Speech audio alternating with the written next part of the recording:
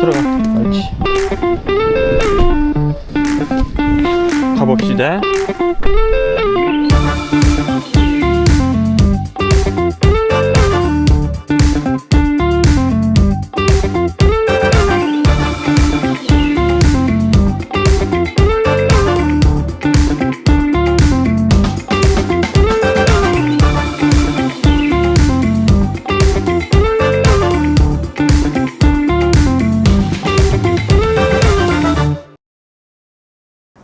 반려견들의 행복을 만드는 네발 아카데미 문준호 훈련사입니다. 네, 오늘 동탄 호수공원에 나왔고요. 날씨가 너무 좋습니다. 이제 봄이 오는 것 같아요. 이번 주부터 날씨가 많이 따뜻해진다고 하더라고요. 그래서 오늘은 오후에 좀 시간이 좀 비어서 나와서 오늘 곰이랑 산책을 하고 있습니다. 여기 동탄 호수공원은요, 상당히 큰 공원입니다. 일산도 호수공원이 있고 이렇게 호수를 끼고 만든 공원들이 많이 있는데, 그 호수공원들 중에서 굉장히 잘 만들어진, 그리고 가장 최근에 만들어진 공원이기도 합니다. 송방천이라고 할 거예요, 여기를. 송방천이 원 물줄기고요, 호수를 좀 이루고 있습니다. 송방천이 물이 굉장히 맑은 편이기도 합니다. 그래서 호수공원의 수질도 굉장히 좋고요. 하천을 따라서 쭉 이어진 공원 조성이 되어 있고, 끝에 호수에서 쭉 둘레로 굉장히 큰 공원의 규모를 볼 수 있습니다. 곰이가 신이 났어요. 네. 우리 무척 신난 곰이 날씨가 좋으면 공원 나왔을 때 곰이가 무척 신나하는 모습을 가끔씩 보게 됩니다. 매번 신나진 않고요, 가끔씩 신나합니다. 바람이 조금 있습니다. 날씨가 한 영상 4도 정도 되고요. 살짝 바람이 부는 날씨입니다. 근데 뭐 산책하기에는 충분히 좋은 날씨인 것 같아요. 줄을 좀 하고 다니시는 게 어떨까요? 사정이 있어가지고요. 네. 사정이 있어서 그런 거예요. 네, 그건 웬만하면, 알겠는데. 네, 목줄을 하는데. 네, 알겠는데. 다 갖고 다니거든요. 네, 근데 알겠는데. 걔가 어렸을 때 목줄에 조금 문제가 생겨가지고 네. 목줄을 하면 아예 움직이지를 않아서 그런 문제가 좀 있어가지고 제가 리드줄을 알죠? 하면은 움직이질 않아요? 네, 아예 그냥 얼음이 되고 그래서 조금 학대받은 게 좀 있어요, 어렸을 때. 그러면 교육을 받으시면 되지. 아, 지금 아직 어려가지고 제가 다 알죠. 다 아는데. 아니 근데 저도 사실 줄 풀고 싶어요. 저는 아, 물론이죠. 사실 저 훈련사예요. 아, 그러세요? 그리고 줄도 풀고 싶고 사실. 근데 이제 법적으로 못 하게 돼 네, 있잖아요. 알고 있습니다. 근데 주변에서 이제 강아지 키우시는 분들이 보면은, 아, 쟤도 푸니까 나도 풀어야지가 돼요. 그래서 그렇죠. 네. 그러니까 그것 때문에 혹시 이제 이걸로 인해서 문제가 되고 막 만약에 그러니까. 문제가 되면 제가 책임질 생각까지 하고 제가 어찌됐든 지금 조금 문제가 있어서. 네. 그러니까 뭐 그래서 이제 그런 거니까. 줄을 못 하면은 교육을 좀 받으시면은 충분히 잘 하거든요. 네. 알겠습니다. 제가 네. 정부에서 제가 한번 좀 부탁 좀 드릴게요. 네. 다른 게 아니라 이제 저도 이제 교육을 하는 사람이니까 좀 이런 부분 때문에 사고 생기는 경우가 되게 많거든요. 네. 그러니까 얘가 문제가 아니라 이러는 큰 애한테 다가왔을 때 얘가 물리면 다치거든요. 그래가지고 문제가 제가 생겨요. 성향상 사람도 싫어하고 이제 강아지도 싫어하니까 아예 곁을 가지를 않아요. 아, 그건 다행이죠. 네. 그건 다행이죠. 그래서 제가 조금 안심하고 다른 강아지한테 안 가니까. 그래서 제가 하는 거고, 얘는 그냥 풀어놓으면 달려드는 스타일이라 네. 항상 얘는 제가 네. 줄을 하고 하기 때문에. 아무튼 무슨 말씀인지 알겠습니다. 네, 좀 감사합니다. 네, 좀 부탁 네네네. 좀 드릴게요. 네네네. 네.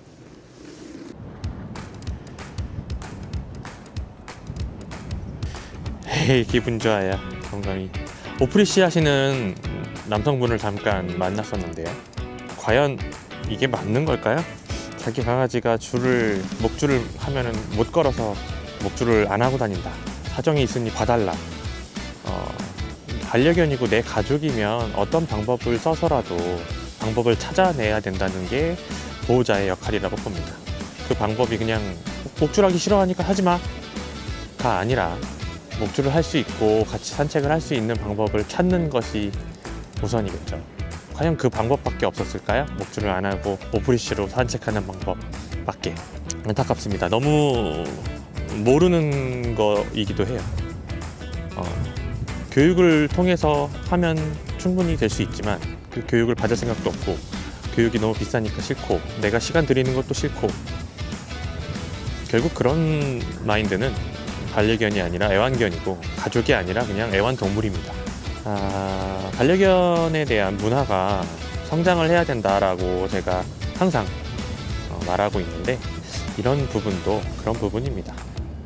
문제가 있으면 병원에 가서 아프면 병원에 가서 뭐 치료를 받잖아요. 몸이 아프면. 하지만 마음이 아프고 정신이 문제가 있으면 행동 교정을 받는 것이 맞는 겁니다.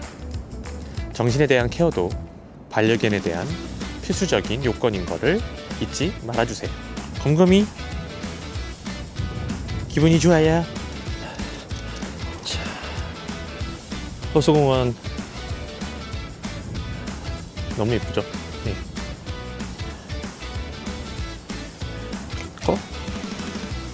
반려견의 오프리시는 사회적으로 굉장히 문제가 되고 있어요. 특히 우리나라에서는요. 해외는 오프리시에 대한 법이 없습니다. 영국이나 독일 같은 경우에 공원에서는 강아지들을 풀고 같이 줄을 오프리시를 하고 같이 걷고 뛰고 노는 경우가 굉장히 많습니다. 미국에서도 마찬가지고요. 하지만 우리나라는 오프리시가 금지되어 있습니다. 오프리시가 금지된 이유는 사회적인 갈등을 야기했기 때문입니다. 물림사고, 배변 처리 문제 같은 사회적인 문제를 야기하고 그에 따른 민원, 그리고 사고에 대한 갈등, 이런 부분이 지속적으로 다량 발생하면서 반려견 오프리시가 금지된 거죠. 근데 외국에서는 왜 오프리시 허용이 되는 걸까요? 그 이유는 반려견 교육이 다르기 때문입니다.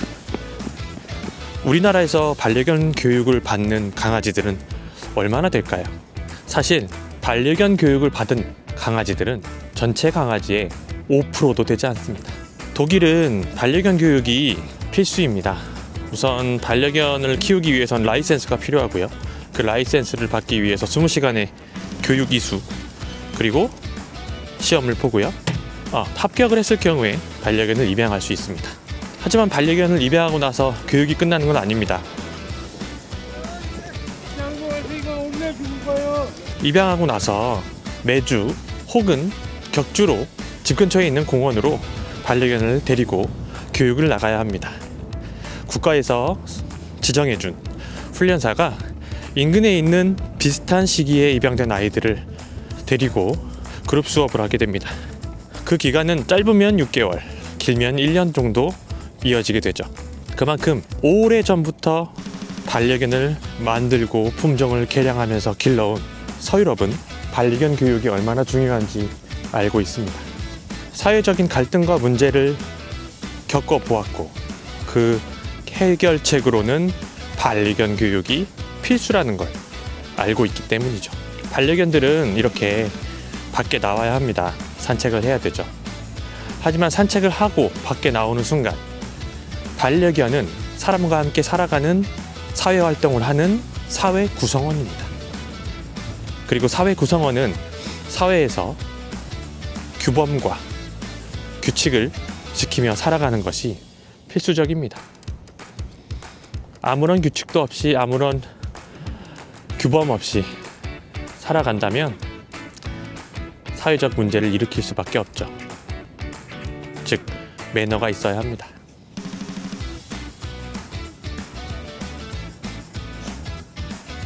다른 강아지를 보고 짖거나 달려들지 않는 것, 사람을 보고 짖고 달려드는 공격적인 행위를 하지 않는 것, 사람이 많이 모이는 공공장소나 밀집된 지역에서 아이들이 안정된 모습으로 기다릴 수 있는 것, 그런 여러 가지가 꼭 필요합니다.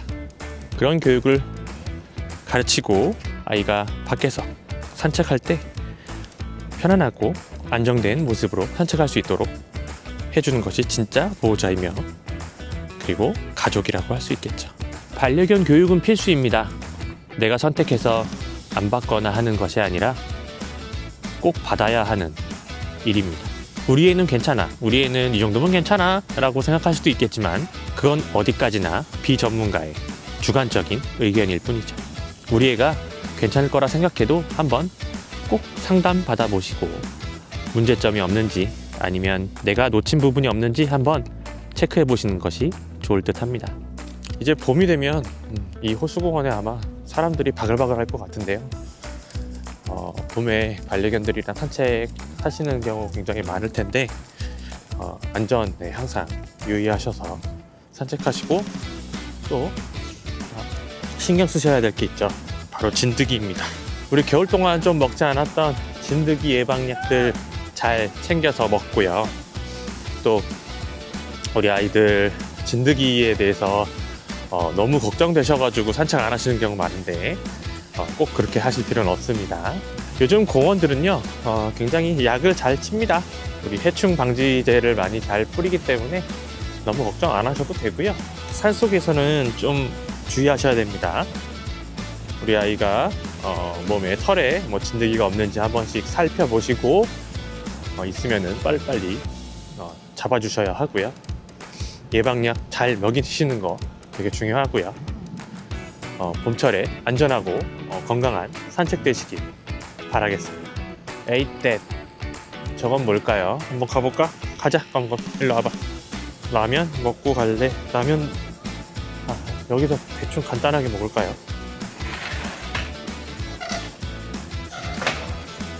거미 일로 와. 거미 앉아. 옳지.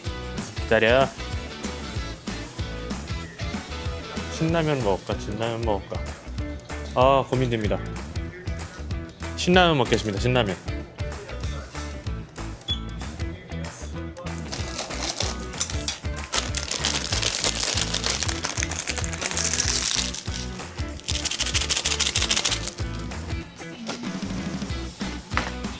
근데 이제 한강라면은 물과 이 가열 시간이 진짜 기가 막힌 타이밍에 되는 건데 막 실험을 한 내용도 있더라고요. 그 라면이 왜 맛있냐, 한강라면이 왜 맛있냐에 대해서. 근데 물을 좀 적게 넣고 그 다음에 호화도라고 하는 면이 부는 그거를 딱 조절을 잘 한 거라고 합니다. 그래서 라면을 다 끓이고 나서 자리로, 그러니까 편의점에서 이제 자기 자리로 막 한강에서 막 찾아가잖아요. 그때까지 시간까지도 고려해가지고요 이 라면을 익힘 정도를 설정을 한다고 합니다. 그래서 이 한강라면들이 그렇게 맛있다고 하는 거고요. 지금은 제가 이제 이동을 하고 멀리 움직이질 않으니까 좀 덜 익을 것 같다는 생각이 들어요. 그래서 가열 시간을 조금 더 주겠습니다. 30초를 가열 시간을 더 줬고요. 이 정도면은 충분히 맛있게 잘 익지 않을까 생각합니다. 좋아요. 아주 잘 익었습니다.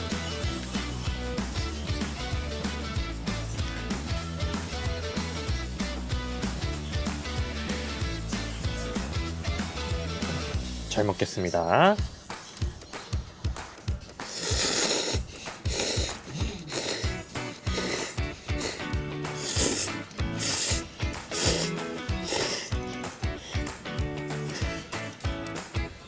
뷰를 보면서 또 먹으니까 또 좋은 것 같습니다. 이 주변에 대해서 조금 설명을 드리자면요. 이쪽은 루나 갤러리라는 건물입니다. 이 앞에서 그 루나 쇼라고 하는 이 분수의 레이저 쇼를 봄부터 가을까지 하는데요. 이거를 가장 잘 볼 수 있는 곳이 이 루나 갤러리입니다. 이쪽에 지하의 주차장에 이용할 수도 있고요. 건물을 좀 이용하면 건물에 있는 상점들을 이용하면은 무료 주차를 좀 한 몇 시간 할 수 있고요. 근데 여기는 주차 공간이 그렇게 넓진 않습니다. 그래서 이 루나 갤러리 바로 옆에 있는 공용 주차장을 많이들 이용하시고요. 이 건너편 쪽, 그리고 건너편 쪽이 이제 레이크 꼬모라고 하는 린스트라우스 아파트 쪽이 있습니다. 그쪽은 상점가들이 좀 크게 있어요. 그래서 좀 뭔가 디너, 그러니까 저녁을 드시기에 좋은 라인들입니다. 이쪽은 봄철에 굉장히 많이 붐비는 쪽이에요. 이 루나 갤러리 쪽은. 여기서 루나쇼도 보고 이 앞에 잔디광장이 굉장히 넓게 펼쳐져 있어서 여기서 피크닉을 하시는 분들이 진짜 많습니다. 봄철에 차량 이용해서 호수공원에 오시게 되면 공영주차장에 자리가 없을 수도 있어요. 그러니까 공영주차장 말고도 동탄 6동 행정복지센터 또 위쪽에 있거든요. 거기를 이용하셔도 괜찮고, 이쪽 건너편에 있는 레이크 꼬모로 오셔도 괜찮고, 그리고 이쪽 루나 갤러리 쪽, 이런 쪽을 좀 이용하셔서 주차를 하시면 조금 더 수월하게 주차하실 수 있으실 겁니다. 가자, 검검이.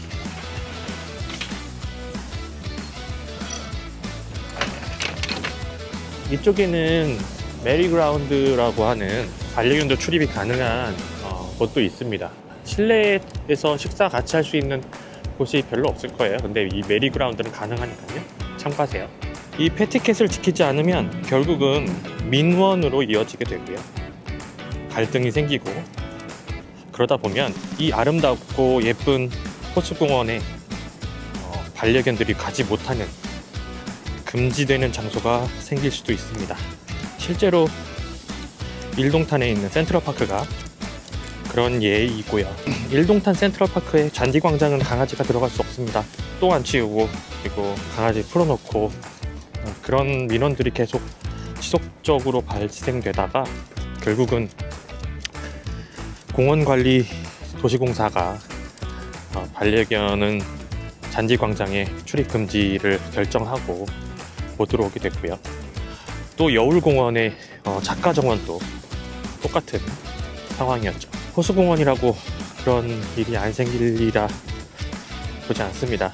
반려견 출입 금지 구역이 생기지 않도록 우리 보호자들이 앞장서서 패티켓을 지키고 패티켓을 만들어 나가는 그런 좋은 모습 보여주셨으면 좋겠습니다.